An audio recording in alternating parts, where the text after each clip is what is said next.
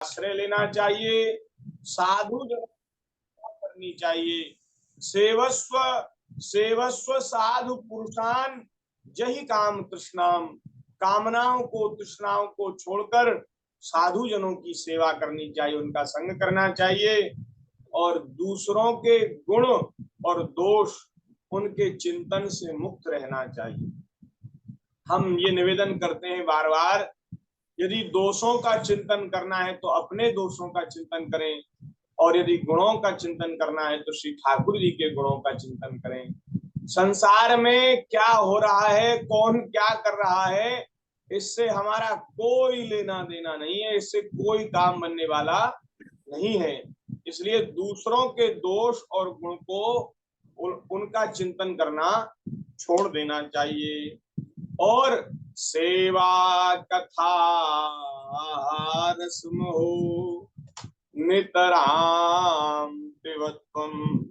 और पिताजी वन में जाकर के बोले वहां दूसरों के दोष गुण नहीं देखने, वहां सेवा और कथा, बोले जो शरीर से बन जाए वो सेवा करनी है, और महाराज कथा रस को वहां नितरम पिबत्वम, कथा रस का पान करना है निरंतर। भगवान के जो दिव्य गुणगण हैं, भगवान की जो दिव्य कथाएं हैं, उनको सुनना है, और इतना करने से ही आपको परम श्रेय की कल्याण की प्राप्ति हो जाएगी। ऐसा कह करके श्री गोकर्ण जी महाराज ने समझाया है। श्री आत्मदेव जी महाराज अपने पुत्र को महाराज हृदय से लगाकर, गोकर्ण जी को हृदय से लगाकर आदर करके और वे चले गए हैं वन में। और महाराज ऐसा वर्णन है भागवत जी में, उन्होंने वहां सत्संग किया, भगवान का भजन किया और श्रीमद् भागवत के 10वें स्कंध का पाठ किया, जो जिसमें भगवान की लीलाओं का वर्णन है, उस 10वें स्कंध का पाठ किया और उन्हें भगवान श्री कृष्णचंद्र की प्राप्ति हो गई। बोलिए भक्त वत्सल भगवान की जय। आगे महाराज धुंधकारी के जो कुकर्म हैं उनसे दुखी होकर के, जिसकी जो माता थी धुंधली, धुंधकारी की माता धुंधली, उसने महाराज कुएं में कूद करके अपना प्राणांत कर लिया, मर गई, आत्महत्या कर ली दुखी होकर के। ऐसा होता है महाराज, दुष्ट पुत्र निकल आवे तो आत्महत्या करने की नौबत आ जाती। मर गई इसकी मैया।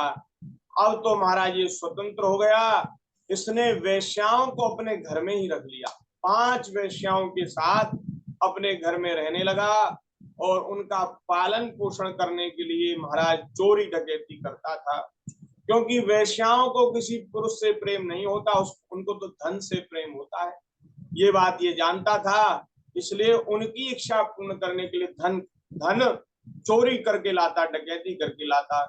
एक दिन राजा के महल में से इसने बहुत सा सोना चुराया, स्वर्ण चुराया और ला करके उन वेश्याओं को दे दिया। अब वेश्याओं ने महाराज इसको खिलाया पिलाया, शराब बराब पिलाई और ये सो गया। अब पीछे में वेश्याएं सोच रही थी कि देखो ये रोज चोरी करता है, रोज डकैती करता है, किसी ना किसी दिन तो पकड़ा जाएगा, और जिस दिन पकड़ा जाएगा उस दिन सारा इसका धन राजा जब्त कर लेगा, सारा धन ले लेगा इसका। बोले हम तो रोड पर आ जाएंगी, ऐसा करो ये तो मरने ही वाला है, एक ना एक दिन इसको फांसी होगी, क्यों ना हम ही इसको मार डालें।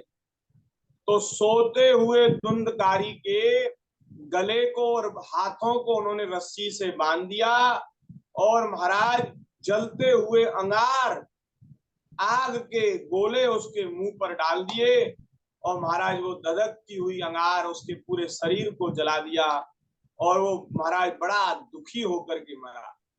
और उसी घर में एक गड्ढा किया उन वेश्याओं ने और गड्ढा करके उसको गाड़ दिया जिससे दुर्गंध बाहर ना जाए, और वे कुछ दिन वहां रही।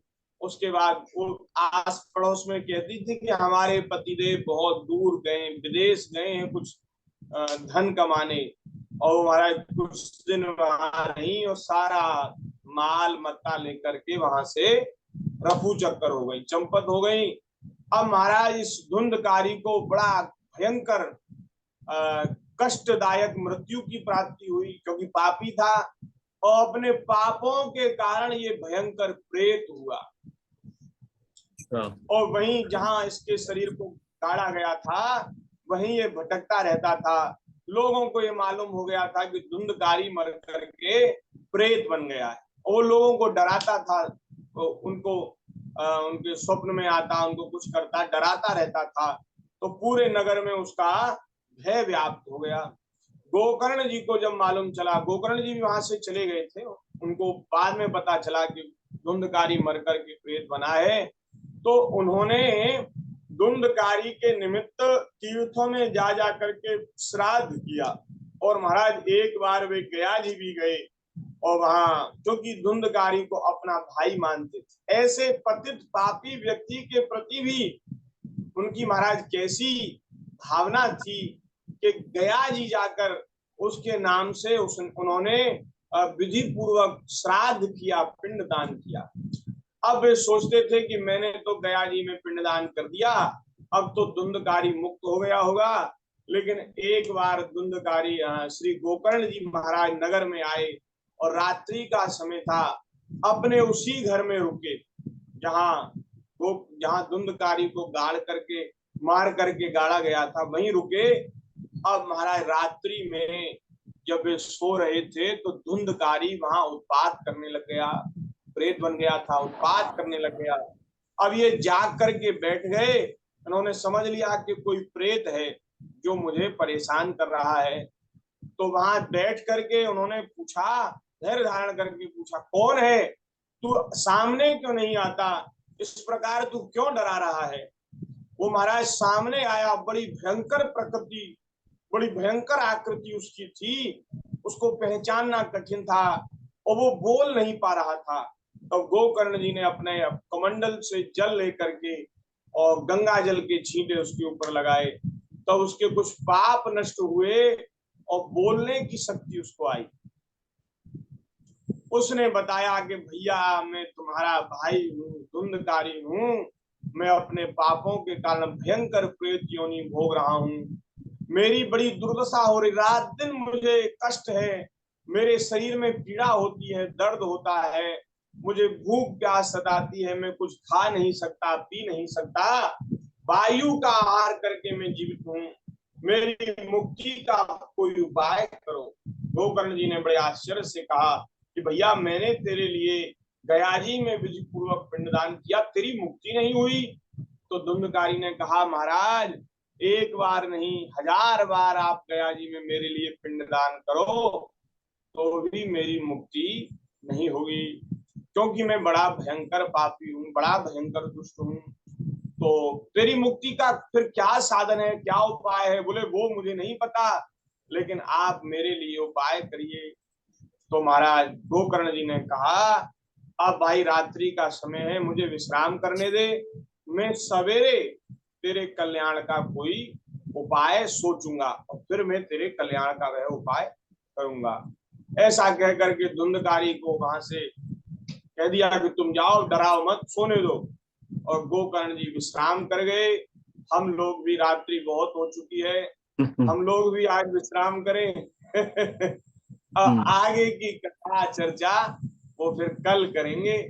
आज की कथा को यहीं विराम करें। गोकर्ण जी ने क्या उपाय किया